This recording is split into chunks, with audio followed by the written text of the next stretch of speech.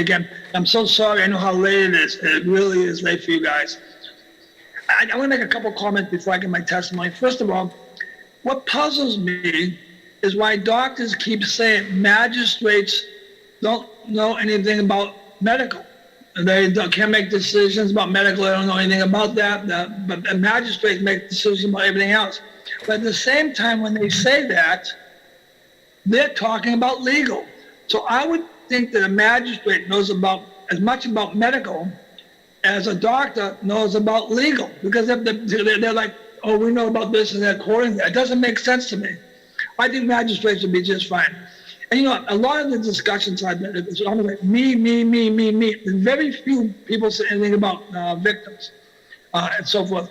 And one of the things with Dr. Thorpe that you might not be aware of, because you're new to the island, but you mentioned that you would like to have some kind of local review on the island before it process and so forth. Well, I think you should go ask your lawyer, Mitch Thompson, about that. Because your attorney said, quote, not exact quote, but your attorney said, SDA attorney said, doctors on Guam will not judge against each other. So in fact, if you already know that, what you're saying is that you want a review board that will favor you. Because in fact, your own attorney said at one of the past hearings, the senators that were there know this. So you're asking for something that would favor you and not favor the patient. But I don't think you know that because you were not here. The other thing I want to mention quickly, and I'll continue on. Many times people have said, Dr. Berg said, Dr. Thorpe said it, and others, oh, we should meet with the clinic first, or we should meet with the doctors and go through this process. Well, historically, that hasn't worked. Because I try to meet with SDA in my own case, and I was told, not in so many words, I think they said a prayer first, but not in so many words, we have different opinions. And that's where my case started. I only went in and had to discuss with them what happened and try to make it and work it out so these things to happen to anybody else. I was told, get lost. That's what started my case. So this whole concept, and I think the woman that was talking about service in Hawaii kind of referred to this, the whole concept of going and talking to a doctor, when the idea that they might be sued, it's almost impossible to do, and it's not going to work. The other thing that keeps coming up, and people keep going back to, the Guam Board of Medical Examiners, they have failed. The way it's set up, it won't work. Dr. Berg's response to the senators tonight was unbelievable. I just can't believe it. As angry as I am about everything that's happened to me, no one's ever heard me talk like that to anyone. No one's heard me yell at people. But these people, Dr. Shea, Dr. Berg, are yelling at you guys like it's some kind of trash. You're our elected leaders. And whether you agree with the law or don't agree with the law, you deserve a level of respect. And when we talk about we're going to use the Guam Board of Medical Examiners, number one, they're in court. They're in court, they're being sued because they don't have investigative policies. They're in court now, it's way. Number two, they have never, ever, under Nathaniel Berg's rule, ever decided in favor of a patient. And there's about 33 cases now, if I'm not mistaken. Also, they don't follow their own recommendation. Dr. Berg said, "Oh, we should meet with the doctor first." Dr. Berg refused to allow people to meet with the board when they were doing investigations. So now he said we're going to meet with the doctor. The Guam Board of Medical Examiners might be a good way to go, but that whole thing needs to be revamped. Okay. Anyways, when we discuss the whole concept of medical negligence accountability on Guam due to arbitration, the picture is a lot bigger than people keep wanting to make it out to be. Let's be clear. A lack of accountability leads to a level of, I call it arrogance. It makes physicians think they can do or say what they want. And that results, in my opinion, apathy. And no one thinks about, if I'm wrong about arrogance, look at the way some of these doctors are speaking to you guys. Look at what happened last week. Last week you had a father, July 7th, you had a father discussing what happened to his son and how sick his son and the problems. You had me naming the names of about 5 children and some other people that had passed away, plus talk about my own son. And while we're doing that, as victims and discussing this to the legislature, These doctors will say, oh, it's about something else, are outside high-fiving each other every time a doctor says something good. It's a serious, serious issue. Victim negligence, medical negligence is serious. It's not something that you go outside after and you high-five. It's not a darn football game. I'm talking about the death of my son and 5 other people. You got other people talking about, and they're outside high-fiving. This is what I mean about arrogance and apathy. I don't have to outline it like I did in the past. You see it.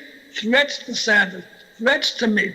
4 years. Oh, we need to know about David Lebowski if you spoke to him. This is not about public policy and not about doctors and medical health. I'm not saying that all Guam doctors fall into this category, because I'm going to tell you right now, Guam has great doctors. I've had great doctors actually I was a patient of SDA for 30 years, and I can give you the name of the same dentist for 25 years, and has great doctors. But the whole apathy is perceived as part of the Guam medical culture. I've experienced it firsthand. Even though Bill 112 is about the private sector, the issues of Bill 112 do impact medical care at GMH as well. And we already know this because Lillian Posadas and several doctors have said, it's going to impact us, it's going to impact us. Well, in my opinion, they're right, but not the way that they're expressing it. The Guam Memorial Hospital allows doctors to walk free if they hurt someone through medical negligence, as does the Arbitration Act. It does not matter if the doctors are at GMH, Guam Regional Medical City, Seventh-day Adventist, or any private clinic. Apathy is the end product of lack of accountability. It's basic psychology. It's the same thing you do with your kids. If your kids are not held accountable for their actions, they will repeat them over and over again without consequences. They become apathetic. They act out in school. I used to be a school psychologist. You can go home and see kids without boundaries, and the same kids were in school acting up. It's basic. It's not just kids, it's adults also. The Guam community knows this. It's an experience. And about almost 4,000 people sign a petition to change the arbitration law. These are just not doctors. These are people who are afraid that my mouth to come and speak to you guys or in front of you guys. I don't mind doing it. I don't care if I do it. I want to read to you some of their comments. I'm going to try not to take too much time because I'm not a doctor, so I don't need all the extra time.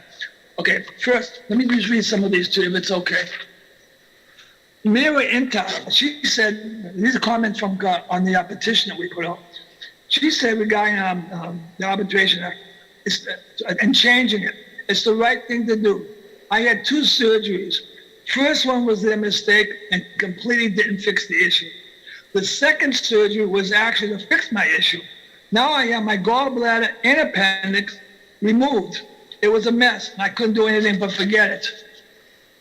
Kino said, the reason why that bill was implemented is for their own medical agenda. And think of it, why did the government of Guam agree to pass that law? It's all clear on their intention. It's about dollars. The forced arbitration that is the system they built just so they can protect their own interests. This is what the public is saying, not me. And this, by the way, I'm not going to read them all, but there's hundreds of them. This is what Gloria said. We need to protect patients like my niece, Francine. This is Francine. I am signing this because of the horrendous treatment I received at Guam Regional Medical City. Even with video proof, I could not get a lawyer to take my case because there was a conflict of interest. Very few malpractice cases on Guam because of relationships and so forth. Then after months of recovery, months of trying to find a lawyer, the 1-year statute of limitation expired. We need more protection and we need more time. I fought cancer, was grossly mistreated at Guam Regional, was dismissed by both boards again, and then let down by laws that protect malpractice. Jim said I was injured at Guam Regional and it was medical malpractice. Christina said, my mom was killed at GMH. Pageman said, I'm signing this to repeal a law because we all need to take a stand against those doctors who are abusing the system for their gain. Doctors are for profit, just like any other business, and they should not be treated differently for their negligence and mistakes. They should be held accountable like the rest of us equally. They accept money in exchange for diagnosing or treating any illness we may have. Therefore, when we pay for it and rely on their diagnosis and treatment, they should be held responsible for any misconduct, misdiagnosis, and wrong treatment. Rosario said, my grandson recently died at GMH due to doctors and nurses' incompetence. Goes on and on.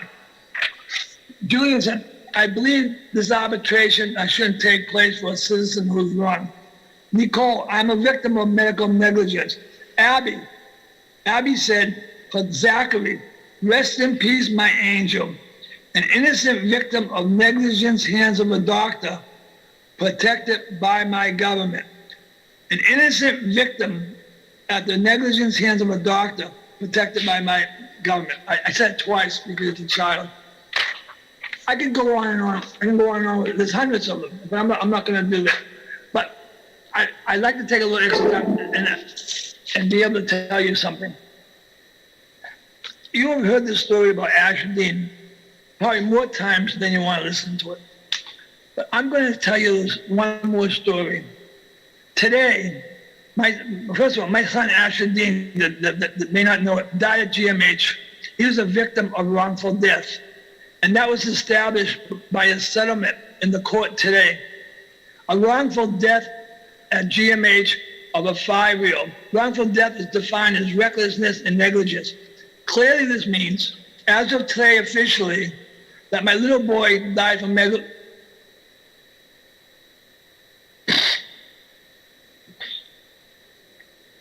I'm sorry.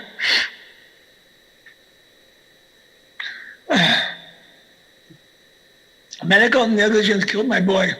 As I asked over and over, where are the doctors?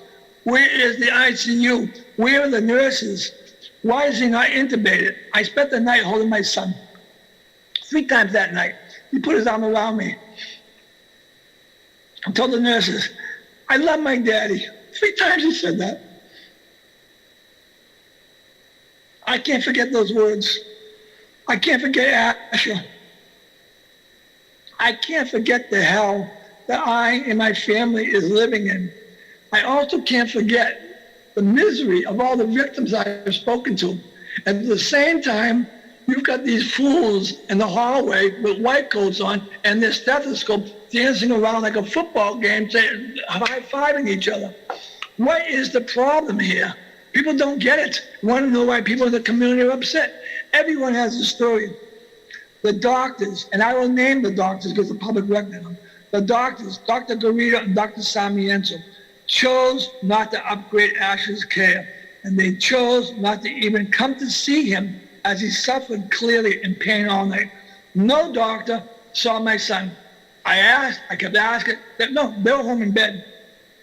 These doctors are covered by the Arbitration Act and outside in the private clinics, and have learned to be apathetic through this whole process, as I mentioned earlier, and as we've seen their performance in the hallway, as they are not accountable. Apathy is a product of arbitration, and they carry that apathy into GMH with them when they go see patients.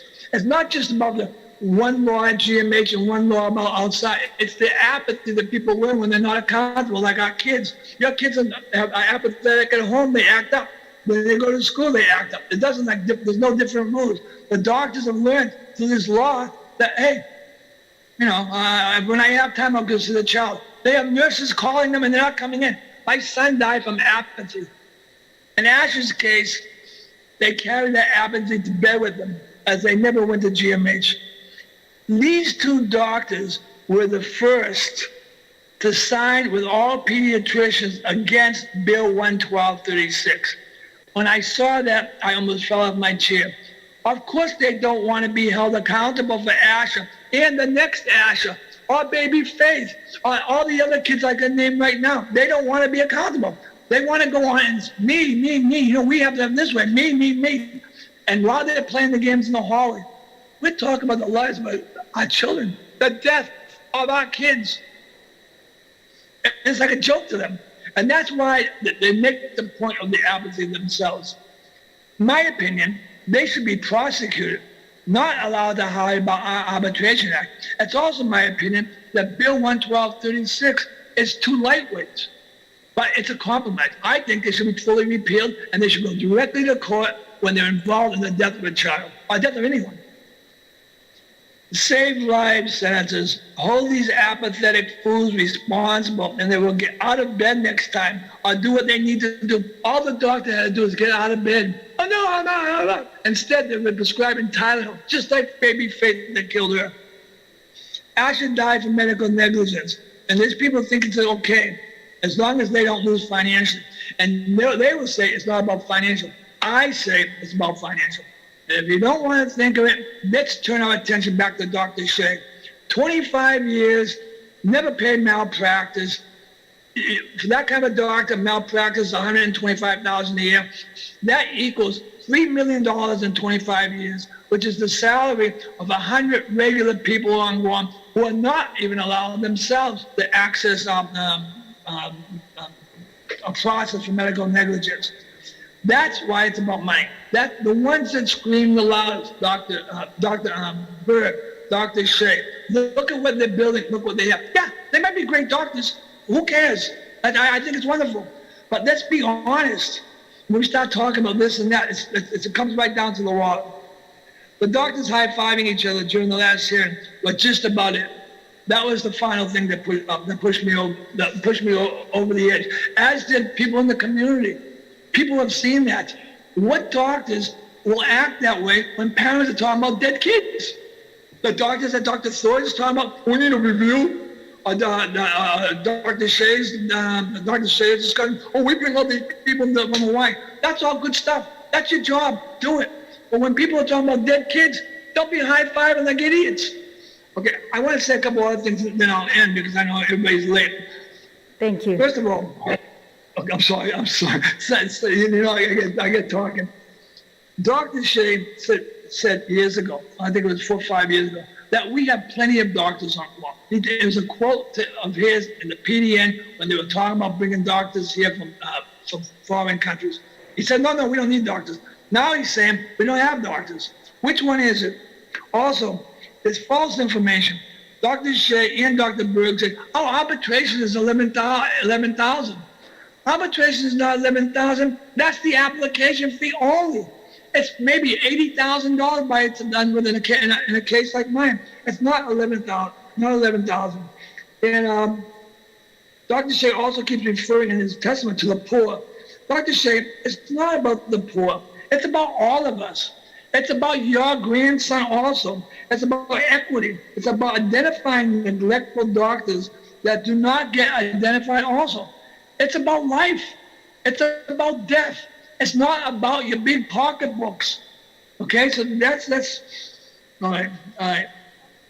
That's all I think I've been at.